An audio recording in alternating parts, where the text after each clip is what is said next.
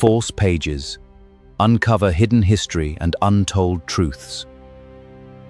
In 1492, Christopher Columbus sailed west from Spain and discovered the Americas. At least, that's what every textbook says. There's just one problem. Someone was already there. Not just the Native Americans who had lived on the continent for thousands of years, but Europeans. Specifically, Norse Vikings. And they arrived nearly 500 years before Columbus ever left port. This isn't a conspiracy theory. It isn't a myth. We have the archaeological evidence, we have the sagas, and we have a confirmed Viking settlement in North America dating back to around 1000 AD. So why does Columbus still get the credit? And more importantly, what actually happened when the Vikings got there? Let's go back to the year 985 AD. A Norse explorer named Bjarni Herjolfsson was sailing from Iceland to Greenland when a storm blew him dramatically off course. When the weather cleared, he spotted land, but it wasn't Greenland. The coastline was flat and forested, nothing like the icy shores he was looking for. He turned around without even setting foot on land and eventually made it back to Greenland. But when he told people what he had seen, one man paid very close attention. His name was Leif Erikson. Leif was the son of Eric the Red, the Norse explorer who had founded the first European settlement in Greenland just a few years earlier. Adventure was literally in his blood. Around 1000 AD, Leif bought Bjarni's ship, hired a crew of 35 men, and sailed west to find the land Bjarni had described. He found it. Leif and his crew explored what they called 3 separate lands. The first they named Helluland, meaning flat stone land. Historians today believe this was Baffin Island in northern Canada. The second they named Markland, forest land, most likely the coast of Labrador. The third, and most significant, they called Vinland, the land of vines. Leif's crew spent an entire winter there. They found wild grapes, salmon larger than anything they had seen before, and grass that stayed green through the winter. When they returned to Greenland, their ship was loaded with timber, a resource desperately scarce in Greenland, and grapes they had harvested themselves. Word spread quickly. Over the next decade, multiple Norse expeditions made the journey to Vinland. Leif's brother Thorvald led one. A wealthy Icelandic couple named Thorfinn and Gudrid Karlsefni led a serious colonization attempt with 160 settlers, livestock and supplies meant to last years. They even had a child there, a boy named Snorri, the first European born in the Americas. Nearly 5 centuries before Columbus. For hundreds of years, most historians treated these stories as legends. Interesting myths, nothing more. Then in 1960, everything changed. A Norwegian explorer named Helge Ingstad and his wife Anne Stein, an archaeologist, had spent years searching the northeastern coast of North America for evidence of a Viking settlement. They were following clues from the Norse sagas, ancient texts that described Vinland in specific geographic detail. In a small fishing village on the northern tip of Newfoundland, Canada, a place called L'Anse aux Meadows, a local fisherman named George Decker pointed Ingstad towards some unusual grassy mounds near the shore. Ingstad looked at those mounds and immediately recognized what they were. Buildings, Norse buildings.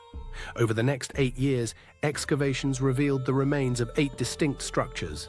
Turf walls, iron boat rivets, a bronze pin of distinctly Norse design, a spindle whorl, a small tool used for spinning wool, which told them women had been part of this settlement, and most critically, a small forge for working iron.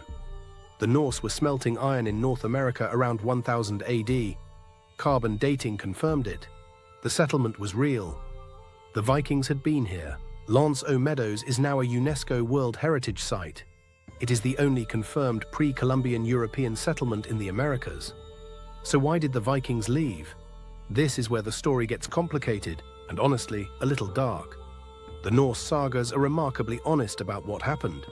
The settlers encountered the indigenous people of North America, whom they called Skraelings. Initial contact was cautious but relatively peaceful. The Norse traded red cloth for animal furs. Then, almost inevitably, violence broke out. The exact trigger is unclear. The sagas give different accounts. But what's certain is that the Norse settlers were badly outnumbered. The indigenous populations of North America were vast. The Norse colony at its largest had perhaps a few hundred people. They were thousands of miles from home with no possibility of reinforcement. Thorfinn Karlsefni's colonization attempt lasted 3 years before they abandoned it. There may have been another reason too. Recent archaeological evidence suggests the Norse continued making sporadic voyages to North America for centuries after, not to settle, but to harvest timber and other resources.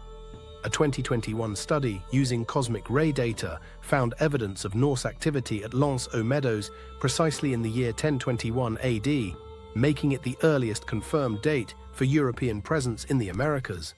But a permanent colony never took hold. Which brings us back to Columbus. Columbus arrived in 1492, nearly 500 years after Leif Erikson. He landed in the Caribbean, not mainland North America. And he went to his grave believing he had reached Asia. Yet Columbus gets the credit. Columbus gets the holiday. Columbus gets the place in history. Why? Timing and consequences. The Norse voyages, remarkable as they were, had almost no lasting impact on world history. They didn't establish permanent colonies. They didn't open trade routes. They didn't trigger the massive exchange of people, plants, animals, and diseases that reshaped both hemispheres. Columbus's voyages did all of those things. For better and for worse, his arrival began a process that fundamentally transformed the entire world. The Columbian Exchange, European colonization, the Atlantic slave trade, the rise of the modern global economy. History doesn't just remember who was first, it remembers who changed everything. Leif Erikson stood on the shores of North America in the year 1000 AD. He saw a new world. His people came, tried to build something, and left. Columbus arrived in 1492, and the world was never the same again. Two men, 5 centuries apart, the same continent, completely different outcomes. Which raises a question worth sitting with. Does it matter who was first, or does it only matter what you do when you get there? Leave your answer in the comments, and if there's a historical myth you want False Pages to investigate next, let me know below. Subscribe to False Pages, because the history you were taught was missing something, and we're going to find it.